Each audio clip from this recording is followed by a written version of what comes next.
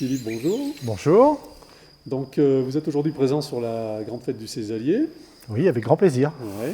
Donc, vous allez un petit peu nous parler de votre activité au niveau de l'Observatoire. L'OACC, c'est l'Observatoire d'astrophysique Césalier-Cantal.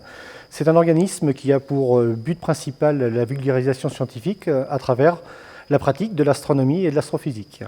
Donc l'astronomie, on insiste sur le fait qu'elle est praticable par tous, comme ça l'a toujours été par le passé, y compris par les premiers hommes, même préhistoriques, qui ont simplement essayé de comprendre comment l'astre de le jour et l'astre de la nuit pouvaient passer régulièrement.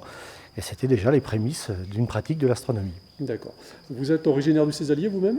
Non, je suis d'origine bretonne. J'ai vécu pratiquement toute ma vie en Normandie, à Cherbourg.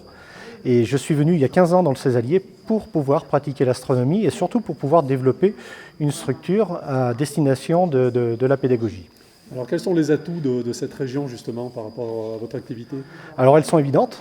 C'est tout simplement des grands espaces, une pollution lumineuse qui est plus que modérée, puisque aujourd'hui, si on regarde les cartes de l'AVEX, on s'aperçoit qu'on a encore des zones où on peut pratiquer très facilement l'astrophotographie, pourvu qu'on choisisse le bon terrain, un petit peu exempt d'humidité, mais même si le Césalier comporte des sagnes, on arrive à trouver en altitude des secteurs qui font envie à tous nos copains qui sont soit de Clermont-Ferrand, du Puy-en-Velay, et réunis autour du CARA, donc notre collectif, qui nous incite à venir dans le Cantal.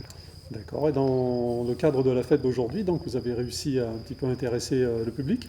Oui, les curieux, bien sûr, avec des questions récurrentes sur notre environnement, la place de la Terre dans l'univers, et bien sûr toujours la même interrogation concernant tout ce qui est distance, origine, et des questions un petit peu plus directes sur la nuit, ce que l'on peut observer et avec quel matériel on peut observer.